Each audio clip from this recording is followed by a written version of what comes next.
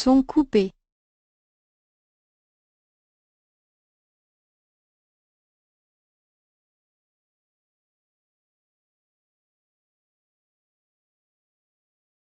Alors, bonjour à tous et bienvenue à cette première conférence Synergis.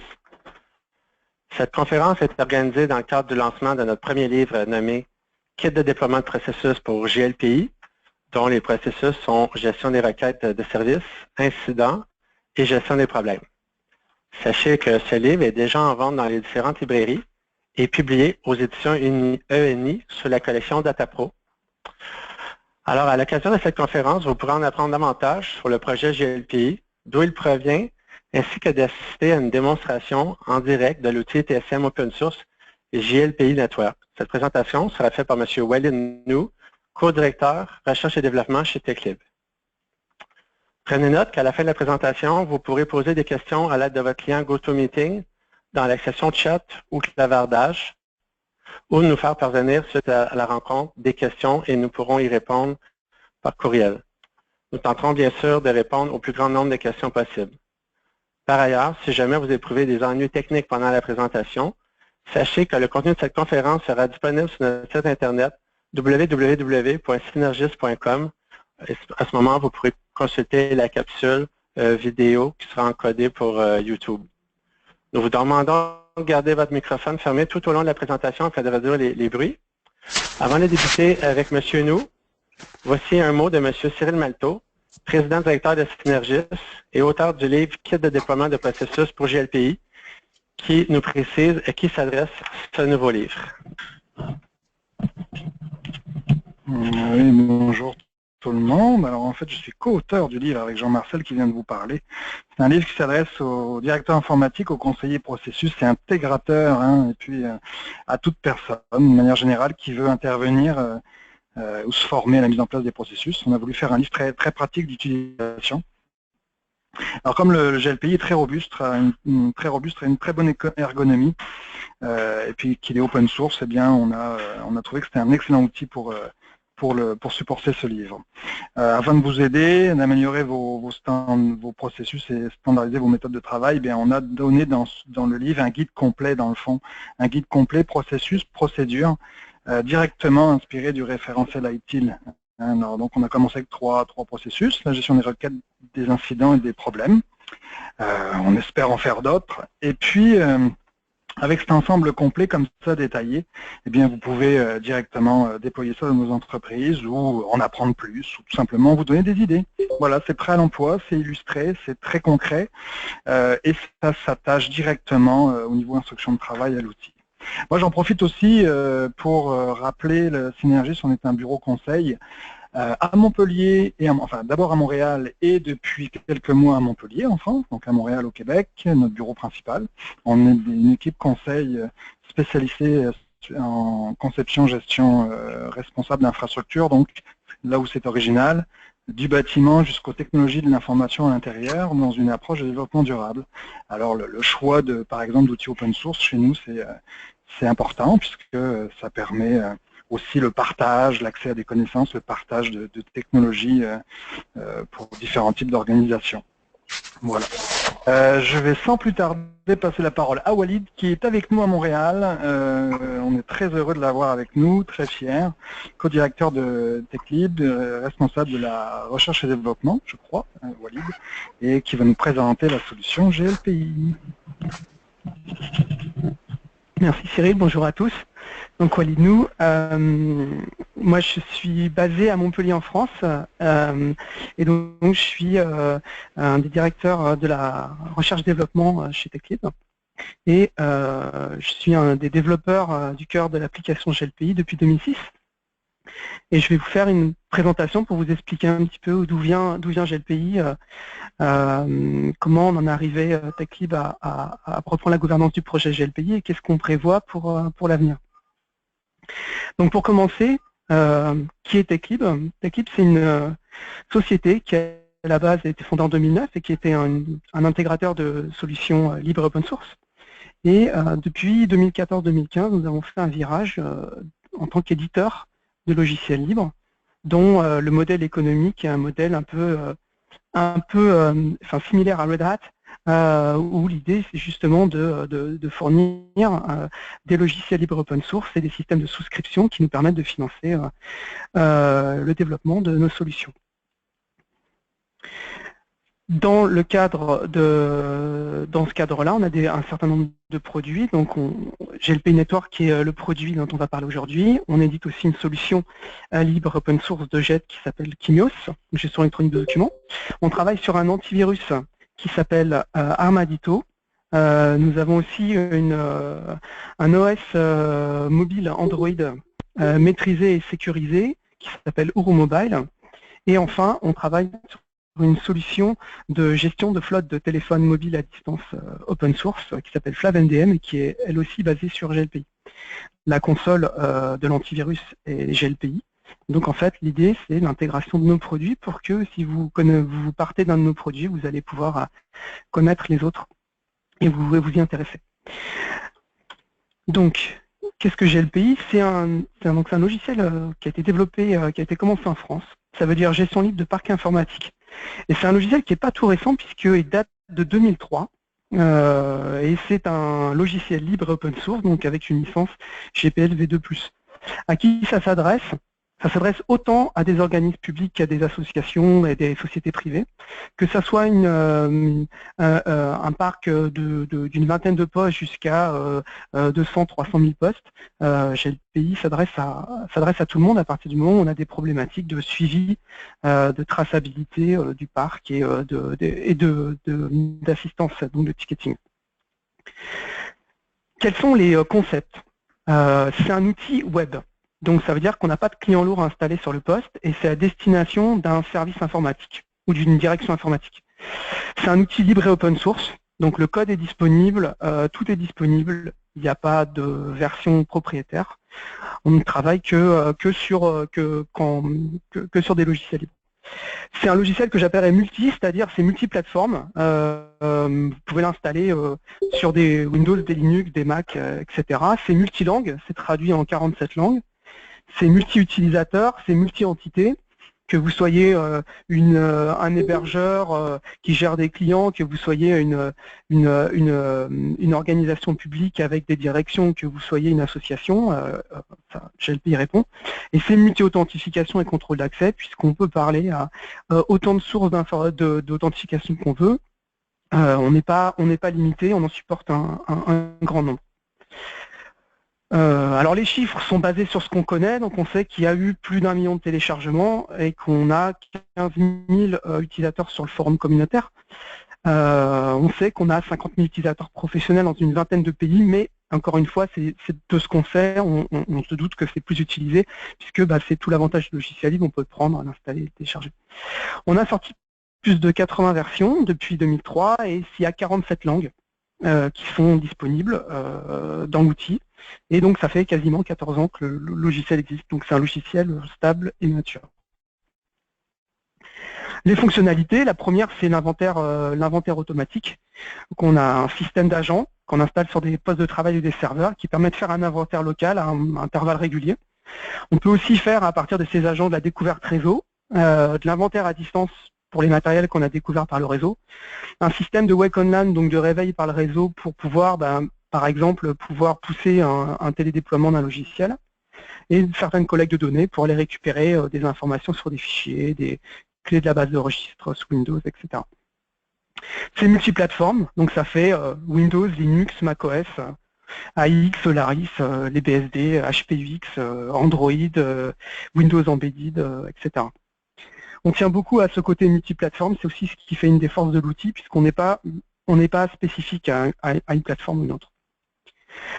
Au niveau gestion du parc, l'intérêt, c'est le gros intérêt et la grosse force de GLPI par rapport à d'autres outils, c'est la connaissance de l'inventaire et l'historique, donc de savoir qu'est-ce qui a bougé entre une journée et une autre sur un bien. On a un système de localisation de biens, donc on peut gérer à quel service appartient le bien, dans quel lieu c'est, etc., etc. Je vous montrerai sur la démo après. Et on a une autre partie qui est assez longuement traitée dans GLPI, qu'on ne retrouve pas forcément dans les autres outils, qui est la partie financière, donc la gestion des garanties, des contrats, des fournisseurs, etc., etc. Le cycle de vie des matériels, on peut gérer de la commande du matériel jusqu'à la réforme du matériel. Et on a un système de recherche multicritères assez avancé qui permet de, par exemple, faire une requête pour récupérer tous les matériels sous Linux qui ont plus de 3 ans, avec plus de 4 Go de RAM, par exemple. Il y a des systèmes d'alerte et de rapport, bien entendu, pour aider le service informatique à prendre les bonnes décisions sur des renouvellements de parc, ce genre de choses.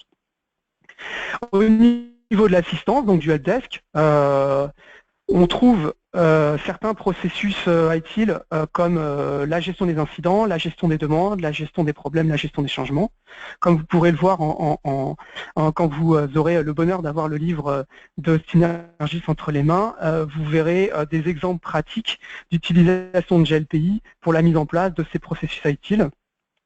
Donc on respecte les bonnes pratiques au maximum de ce qu'on peut faire avec l'outil. Notre philosophie là-dessus, c'est d'y aller de manière incrémentale. On incrémente au fur et à mesure des fonctionnalités, on attend voir les retours des utilisateurs pour améliorer l'outil. On n'essaye pas de faire un outil qui fait tout d'un coup, on fait par incrément. Le système envoie des emails, donc des courriels, pour suivre les tickets, et on a un système multilingue qui permet, en fonction de la langue de l'utilisateur, de lui envoyer le courriel dans sa langue. On a une notion d'entité qui est un système qui permet de restreindre la vue des différents acteurs de GLPI à seulement la partie du parc ou la partie du ticketing qu'ils doivent voir. Voilà. Et la grosse force de l'outil, c'est la gestion entre les biens, donc les matériels et les logiciels, et la partie ticketing, qui permet par la suite de pouvoir faire ensuite des rapports pour voir que, par exemple, telle série d'ordinateurs portables a plus de problèmes qu'on a déclaré plus d'incidents sur telle série que telle autre, parce que, par exemple, les disques durs lâchent plus facilement, ce genre de choses. Au niveau accès et sécurité, donc comme je disais, authentification multisource. Donc là, pas de limite au niveau du nombre d'annuaires LDAP possible. On connaît des gens qui en ont 50, 60. Authentification par courriel, authentification sur la base interne de GLPI à travers du CAS. Ça peut être du single sign-on, donc de l'authentification unique, par exemple en utilisant la session Windows ou à travers certains outils des Reverse Proxy, ce genre de choses. On peut faire de la délégation de contrôle d'accès à l'annuaire, c'est-à-dire qu'on va configurer, on va mettre des règles métiers dans GLPI pour déléguer à l'annuaire la gestion des contrôles d'accès, et que, par exemple, en mettant une personne dans un groupe ou dans un autre, elle va avoir des profils et des accès différents sur GLPI. C'est pas le but de GLPI, c'est le but de l'annuaire, on lui laisse cette gestion. Donc on sépare la vision par entité et on délègue par entité des options de configuration, comme par exemple les options de configuration de notification, certaines options du cycle de vie des matériels, etc., etc. On a une API REST qui permet de faire une communication avec des outils tiers. Vous pouvez interfacer GLPI avec vos outils ou avec vos propres interfaces à travers cette API. Parmi les autres fonctionnalités, une base de connaissances avec une sous-partie qu'on appelle la foire aux questions, donc qui permet de stocker justement de capitaliser de la connaissance. Que ce soit pour des réponses au ticketing, que ce soit pour la vie des différents biens dans l'appartementaire. Réservation des matériels, assez intéressante, par exemple un ordinateur portable qui est partagé dans le cadre d'une équipe, on peut faire des réservations, ou alors un vidéoprojecteur ou ce genre de choses. L'outil dispose d'extensions, donc des plugins qui vont permettre d'améliorer la couverture fonctionnelle, en rajoutant donc des nouveaux métiers qui nous permettent, les extensions, les plugins nous permettent de tester aussi certains comportements, certaines fonctionnalités pour voir ensuite, pour pouvoir les inclure dans le cœur de l'application. Et la dernière chose qui est assez intéressante, c'est l'application elle-même est traduite, donc chaque libellé est traduit, mais chacune des données, des intitulés qu'on va rentrer peut aussi être traduit en différentes langues, ce qui permet de faire un système avec une seule instance, multilangue, voilà. Très intéressant. Donc au niveau des utilisateurs, on sait qu'on a à peu près 50 000 utilisateurs. Là, ce qu'on a montré, c'est un petit peu la répartition des différentes langues. On voit principalement que c'est un outil très francophone, c'est normal, c'est un outil qui a été développé à la base dans des outils dans le monde francophone, et que c'est aussi un outil qui est par exemple très populaire au Brésil et dans les pays hispanophones, et aussi dans les pays russophones. Donc c'est un outil qui est comment dire, qui est très utilisé partout dans le monde, et on a une communauté de traducteurs assez active. Vous pouvez la joindre d'ailleurs sur un outil qui s'appelle Transifex, et vous pouvez vous-même aider à la traduction dans une langue si par hasard certaines choses ne sont pas traduites ou mal traduites. Hein. On a en France qui est on va dire l'origine de GLPI, c'est utilisé à la fois dans beaucoup de ministères, dans beaucoup de sociétés privées, etc. Donc au niveau des sorties communautaires, on n'a pas chômé, hein, depuis on a sorti plus de 80 versions, ça a commencé en 2003 avec la version 0.2 que moi j'ai pas connue, je suis arrivé à la 0.65 et on en est rendu à la 9.1 aujourd'hui. Donc entre la 0.90 et la 9.1, il y a eu un changement de numérotation de version, puisqu'on a estimé que 0.90, donc en dessous de version 1, ne rendait absolument pas honneur à GLPI sur ces questions, sur sa maturité. Donc on a décidé de sauter, de déplacer la virgule et vers la droite et de passer à 9 points. Donc la prochaine version majeure sera la 9.2.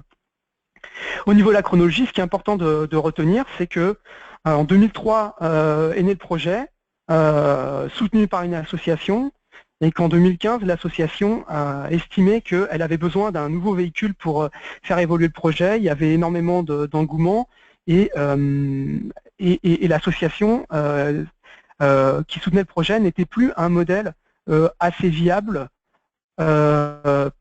pour soutenir le développement de l'application. Et donc, comme TechLib était à l'époque le partenaire principal de l'association, c'est tout naturellement que l'association nous a donné les rênes du projet en nous demandant bien entendu d'en faire bon usage, ce qu'on essaye de faire. Voilà. Donc ça, c'est apparu en juillet 2015. Qu'est-ce qu'on fait, nous, là-dessus? Eh ben, nous, TechLib, notre travail, c'est la gestion du projet, sa promotion, son marketing, c'est de fédérer les contributeurs, c'est de faire en sorte que les gens travaillent ensemble, de leur fournir des outils, et c'est aussi de définir la feuille de route et les sorties des versions. Donc là, c'est un savant mélange entre les aspirations et les besoins communautaires, les besoins au niveau business aussi. Donc c'est nous qui décidons quand on sort des versions. On est aussi garant du caractère libre et open source de l'outil, donc c'est quelque chose qui est extrêmement important pour nous. On en est là parce que l'outil est libre open source et on a comme vocation de le rendre encore plus populaire en lui faisant garder ses caractéristiques. On veut bien entendu renforcer l'équipe de développeurs, donc on a 2 personnes supplémentaires en 2016 et en 2017 on va avoir encore plus de personnes. Et on veut aussi impliquer à travers nos partenaires les utilisateurs professionnels dans la définition de la feuille de route de GLPI. Et donc bien entendu, notre but c'est de développer un réseau de partenaires à l'international comme ce qu'on fait au Canada avec Synergis. Voilà. Au niveau des partenaires, on en a dans à peu près tous les continents. Comme vous pouvez le voir, par exemple au Canada, notre partenaire c'est Synergis. Donc si vous avez des questions, n'hésitez pas à les contacter pour qu'ils puissent vous apporter et vous accompagner autour des intégrations GLPI.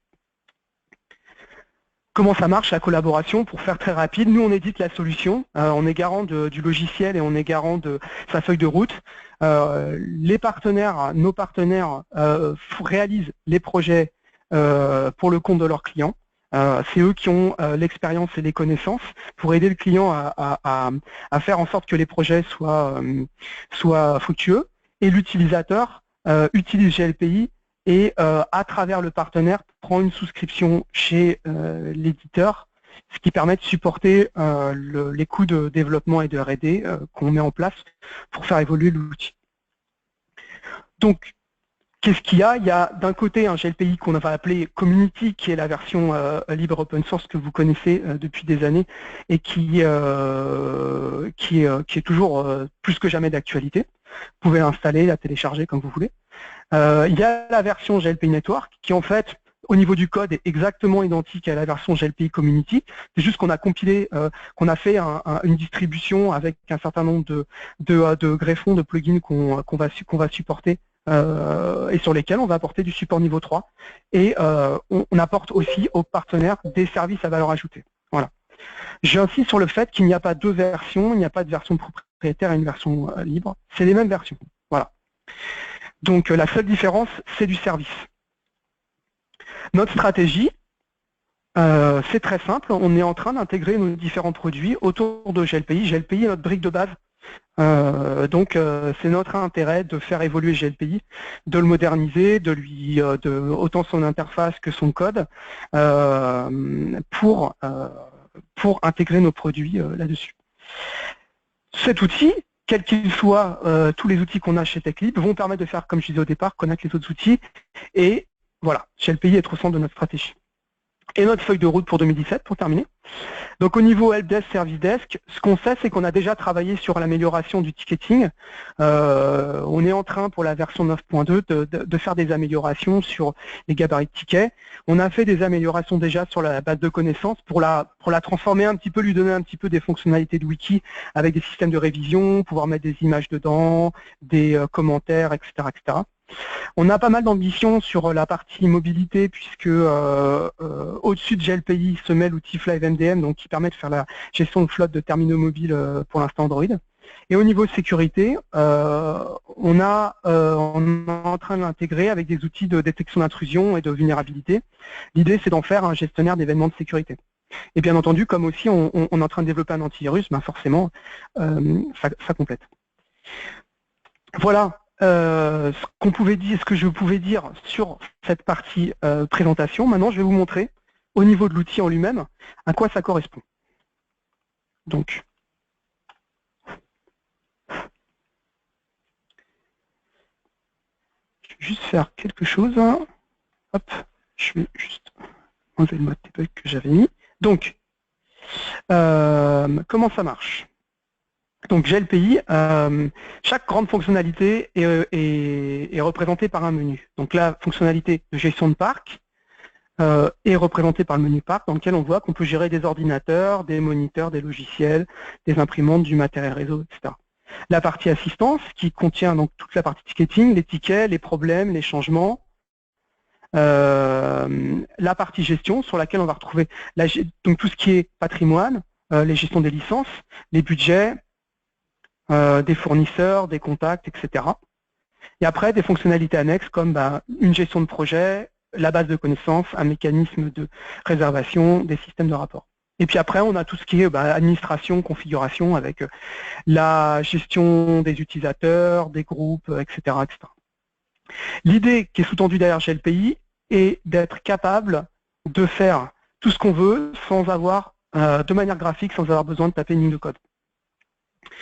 Donc là, au niveau inventaire, j'ai fait un petit échantillon représentatif de données qui sont remontées de manière automatisée. On va retrouver de l'Android, on va retrouver du Linux, on va retrouver du Windows. Et donc si je regarde ces différents ordinateurs, par exemple, prenons un ordinateur, j'ai un certain nombre de données qui vont être entrées automatiquement, comme par exemple le nom, peut-être le statut, pourquoi pas, le type de matériel, donc là c'est un ordinateur portable, le fabricant, le modèle. Donc j'ai un certain nombre d'informations aussi à ma disposition, comme le lieu, où je peux rentrer autant de niveaux, des lieux de manière hiérarchique, autant de niveaux lieux que je veux. J'ai une notion de gestion d'utilisateur, qui est la personne qui est l'utilisateur du poste, et donc vous le verrez après, on va se servir au niveau de la partie assistance pour pouvoir faire en sorte que l'utilisateur déclare un incident ou une demande sur son ou ses matériels.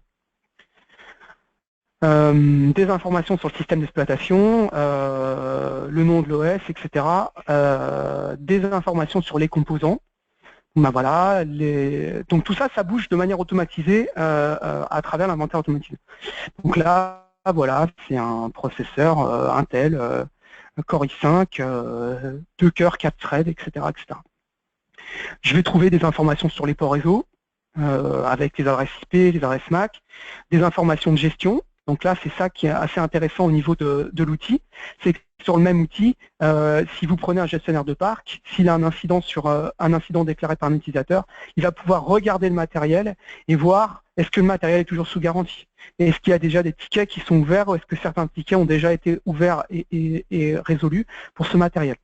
Donc l'idée, c'est vraiment de faciliter la vie à l'exploitant et aussi à la direction informatique pour leur donner toutes les clés pour aller très rapidement trouver les informations qui les intéressent. Donc le cycle de vie du matériel va ensuite permettre aussi de savoir quand est-ce qu'il a été commandé, quand est-ce qu'il a été acheté, quand est-ce qu'il a été livré, quand est-ce qu'il a été mis en service, et jusqu'à la réforme, quand est-ce qu'il a été réformé, quand est-ce qu'il est donc sorti du parc. Ça, c'est des choses qui sont à rapprocher avec les statuts, où là, j'ai une liste de statuts en production, en réparation, est-ce qu'il est en stock neuf ou est-ce qu'il a été remis en stock, est-ce qu'il était sorti du parc, si oui, pourquoi, comment, etc. Donc on va pouvoir, à travers, avec GLPI, gérer le cycle de vie complet du matériel depuis sa commande, à travers une extension qui s'appelle la gestion des commandes.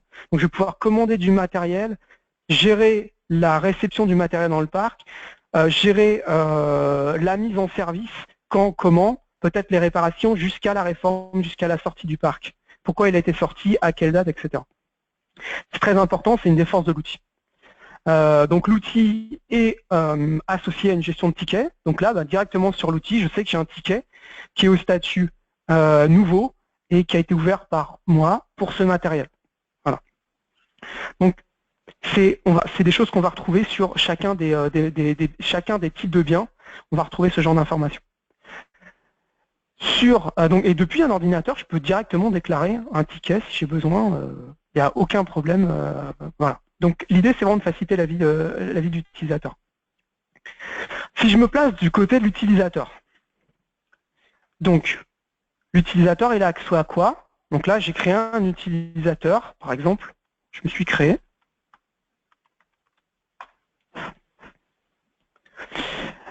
Et après, je reviendrai sur la notion d'entité qui permet de faire un découpage du parc aussi et qui est très fortement lié à ça. Donc si je me mets du côté utilisateur, c'est assez simple, j'ai une interface très simplifiée où là, par exemple, je peux suivre mes tickets. Je vois que directement ici, que j'ai un ticket au statut nouveau, donc si je clique ici, je peux suivre mon ticket. Mon ticket ou les tickets des personnes qui appartiennent au même groupe que moi, donc je peux par exemple dire, je veux voir tous les tickets par exemple qui concernent la direction financière ou ce genre de choses. Moi, je peux créer un ticket. Pour moi, ou d'ailleurs pour quelqu'un d'autre aussi, il y a des mécanismes de délégation. La première chose que je vais demander, donc j'ai une interface très simplifiée, qu'on peut même encore simplifier si besoin. Je vais demander si c'est un incident ou si c'est une demande. En fonction de ça, peut-être que la catégorisation du ticket va changer. Donc là, si c'est un incident, je peux très bien dire, par exemple, c'est un incident sur un poste de travail. Auquel cas, le formulaire est rafraîchi. Ensuite, je choisis si c'est pour moi, en tant qu'utilisateur, quelle est l'urgence.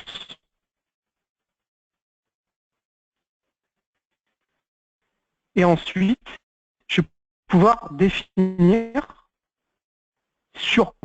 Donc là, je peux sélectionner, par exemple, voilà, je dis, hop là, ça porte sur ce ticket-là, sur ce méthode.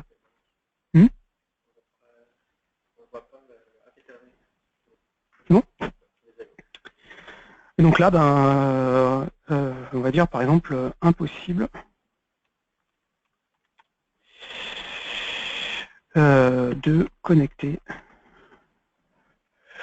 mon. Voilà.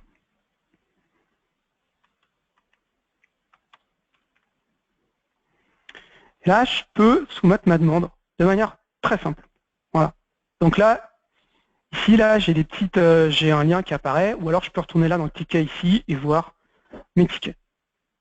Donc là, dans le cadre de la mise en place, normalement, certaines personnes, peut-être le demandeur, peut-être des techniciens, peut-être une personne du niveau 1, va avoir une notification par mail, par un courriel, qui me dit, bon, voilà, il y a de ce nouveau ticket, il faut le traiter. L'utilisateur ici, qu'est-ce qu'il peut faire, lui? Il peut suivre son ticket, ici, dans le traitement du ticket. Il peut ajouter des suivis pour converser avec les techniciens. Voilà. Si maintenant je me place du côté du technicien,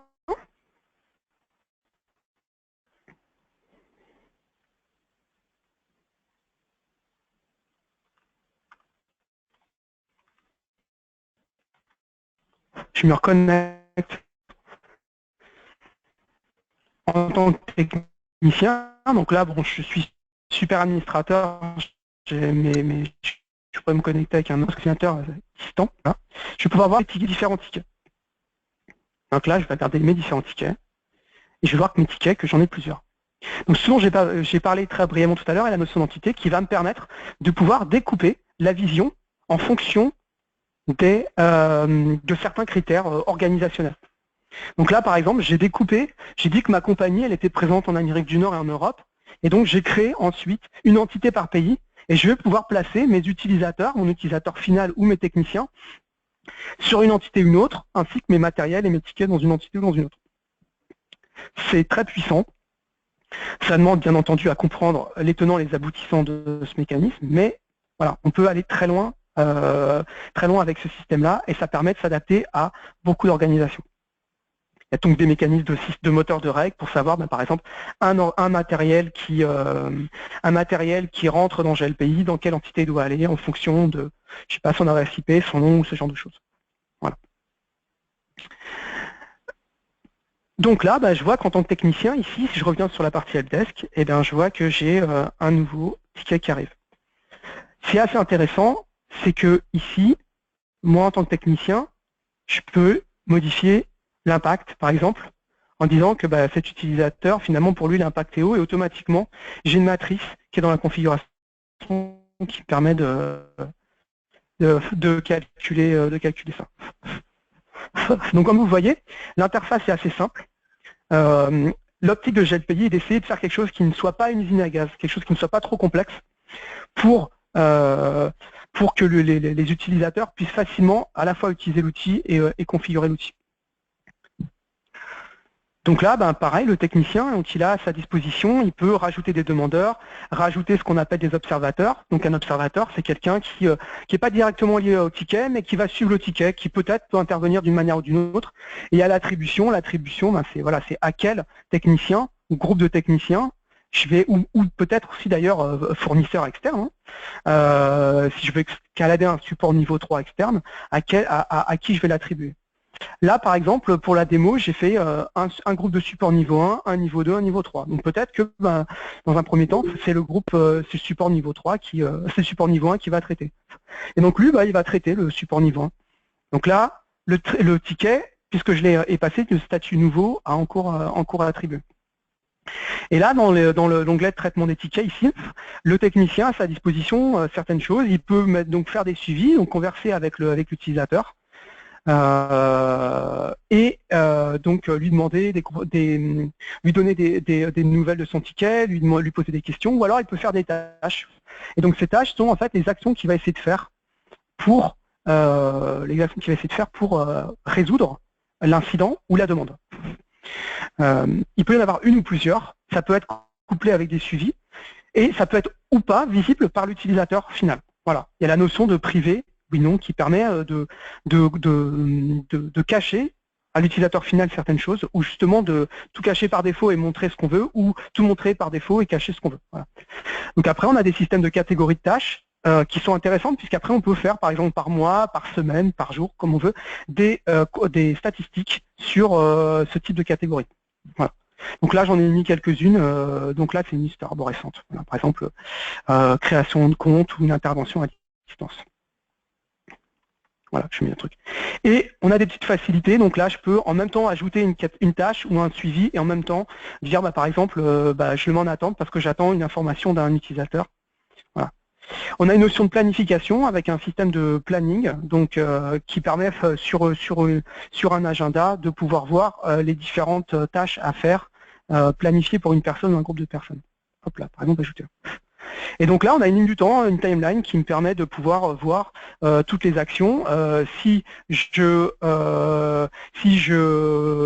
j'envoie un document, par exemple ici, si par exemple je veux envoyer un fichier, un raccourci, n'importe, je ne sais pas si j'aurai le droit de l'envoyer. Je suis pas sûr que j'aurai. Non, je pense que j'aurai pas le droit parce que ce type n'est pas reconnu. Mais si j'envoyais un fichier, ici, il apparaîtrait ici, voilà. De la même manière, parmi les petits raccourcis aussi, on va trouver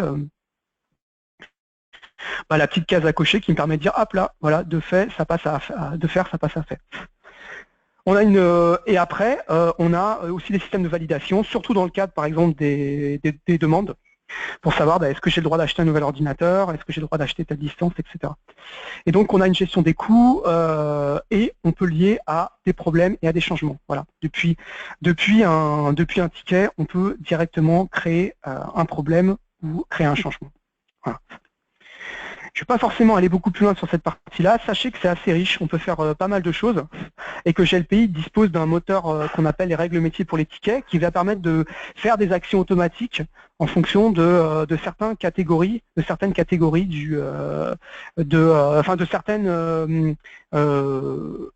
attributs du ticket. Par exemple, dire, voilà, le ticket il est de telle catégorie, alors je vais l'auto-attribuer à tel groupe. Le ticket a été ouvert par un outil de supervision, donc je vais aller dans le corps du ticket, récupérer l'adresse IP, chercher le matériel associé et automatiquement créer un ticket pour une alerte associée au matériel. Donc on peut aller très loin, on peut créer des SLA, associer des SLA à des matériels, à des tickets en fonction par exemple du type de matériel associé au ticket, en fonction de la catégorie du ticket, etc. Voilà. Pour finir, donc juste sur la partie gestion, on a une gestion des licences. On est capable de créer des licences, donc ces licences sont associées à des ordinateurs et on peut associer les licences, donc on associe des licences à des logiciels et ces licences on les associe aussi à des ordinateurs. Donc on a une gestion donc, de budget, où je vais pouvoir dire, voilà, par exemple, mon budget, il est de tel type, il a telle valeur, il commence à telle date, il finit à telle date, et j'ai tant d'éléments associés à mon budget, et donc je vais pouvoir définir que sur mon budget, j'ai tant qui est déjà imputé, et il m'en reste tant disponible. Voilà un petit peu pour la présentation d'outils. Je ne vais pas forcément aller beaucoup plus loin là-dessus. Je vais garder du temps pour les questions. Donc n'hésitez pas à poser vos questions. Je serais ravi d'y répondre avec Cyril et Jean-Marcel.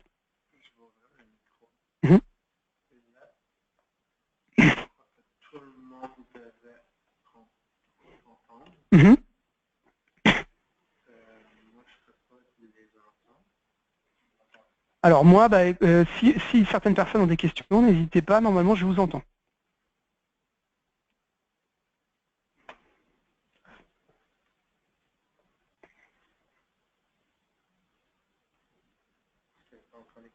Non, je n'entends pas de questions, je ne sais pas si...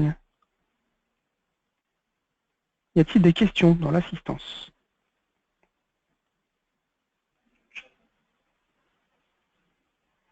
Oui.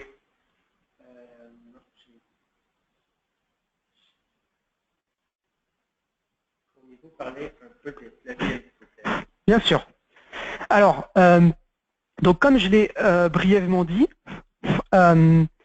avec GLPI tout seul, on peut faire déjà pas mal de choses, mais l'intérêt, c'est de lui adjoindre certains plugins, puisque les plugins sont faits soit par nous en tant qu'éditeur, on fait des plugins, en général c'est assez historique ou c'est pour tester des nouveaux besoins, soit c'est nos partenaires, soit c'est même des utilisateurs eux-mêmes dans leur organisation qui ont fait des plugins qui les ont contribués. L'intérêt des plugins, c'est d'ajouter des fonctionnalités supplémentaires. Donc là, par exemple, sur cette instance de GLPI, je vais trouver un certain nombre de plugins. Donc j'ai des plugins pour me permettre de rajouter des gens supplémentaires. J'ai, tiens, par exemple, pour vous donner un exemple, un plugin qui permet de gérer des cartes SIM. Donc là, voilà, j'ai une carte SIM. Cette carte SIM, elle a un certain nombre d'informations. Et j'ai l'impression que c'est natif dans GLPI, mais en fait, ça ne l'est pas.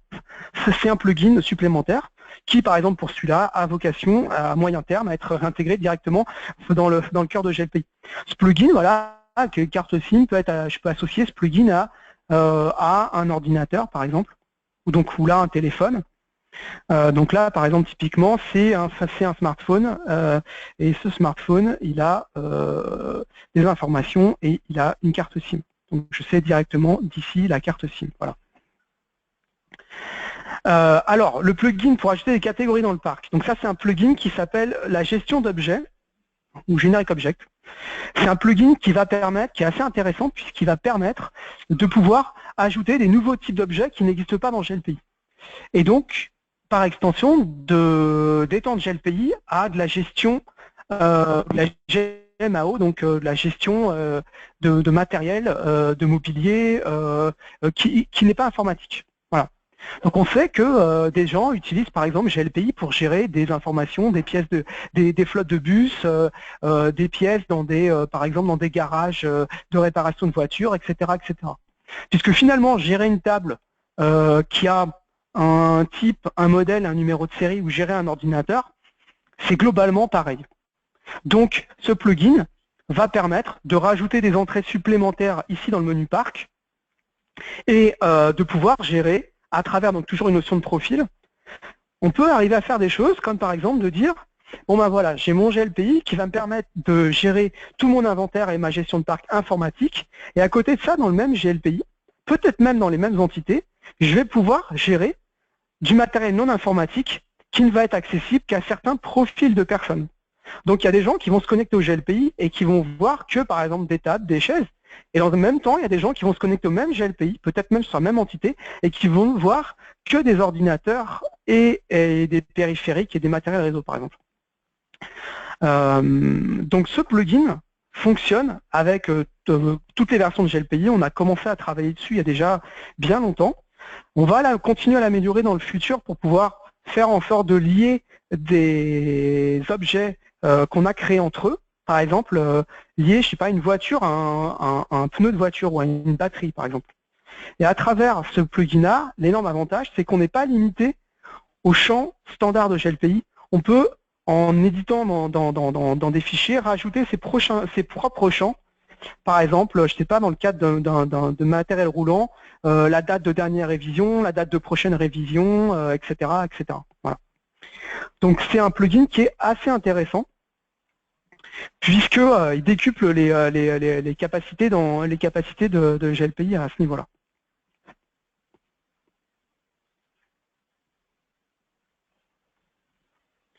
Y a-t-il encore des questions ?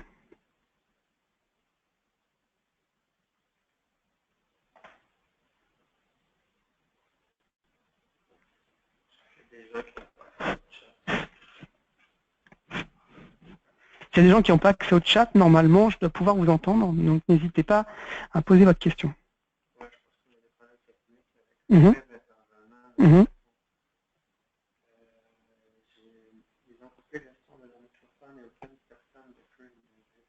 D'accord. Ouais. Si vous avez des questions, peut-être qu'on ne vous entend pas parce que vous aviez désactivé le micro. Donc bien faire attention si vous avez des questions à activer le micro. Donc en attendant les prochaines questions, je reviens un tout petit peu sur, on vient de publier les sources sur donc un système de gestion de flotte de téléphone mobile. Pour l'instant, on fait Android. Et donc, en fait, c'est assez intéressant puisque on a développé une nouvelle interface au-dessus de GLPI qui permet de gérer ces téléphones, donc de pouvoir faire de l'installation, des installations à distance d'applications de fichiers, de la configuration des mots de passe, de pouvoir faire du wipe de téléphone, donc de l'effacement à distance, de pouvoir faire la géolocalisation, etc. Et donc ça préfigure des nouvelles fonctionnalités dans GLPI sur justement la gestion des flottes de téléphones mobiles, etc. Donc c'est vraiment des choses intéressantes. Est-ce que GLPI a un outil pour importer des données en batch, par exemple l'inventaire? Alors tout à fait, ça tombe bien, effectivement, c'est un plugin que j'ai commencé avec, il y a bien longtemps, en 2007 je pense, et qu'on maintient avec plusieurs personnes de la communauté, qui est un injecteur de fichiers CSV. Donc vous pouvez injecter des données d'inventaire, des ordinateurs, même des intitulés, donc des catégories de tickets, etc.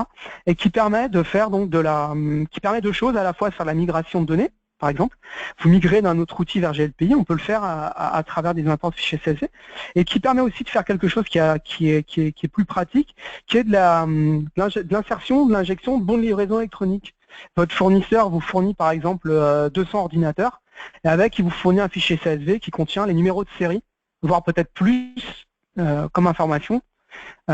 Plutôt que de les rentrer à la main ou d'utiliser une douchette pour flasher le numéro de série, vous allez utiliser ce système, donc ce plugin, pour faire, en fait, en gros, vous allez décrire, vous faites des modèles, vous décrivez un format de fichier CSV. Donc vous dites, bah, par exemple, moi je me suis mis d'accord avec Dell. Dell, quand il me livre des données, enfin quand il me livre des matériels, il me livre toujours un fichier CSV qui a toujours le même format.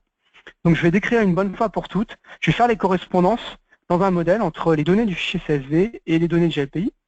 Et donc bah, mes exploitants vont pouvoir utiliser ce modèle pour pouvoir envoyer leur fichier CSV, et ça va me créer des matériels, peut-être en utilisant des gabarits, donc me permettre de pré-remplir automatiquement, me dire bah, voilà là le fichier de 200 postes que j'insère, c'est tel poste de travail Dell ou HP et avec telle caractéristique qui ont tel statut, qui sont à tel endroit, etc. Donc c'est un outil très pratique parce qu'il permet de pouvoir insérer un grand nombre de données de manière graphique sans avoir aucune ligne de code à taper. Et en utilisant le framework de GLPI avec donc gestion de l'historique et tout ce genre de choses.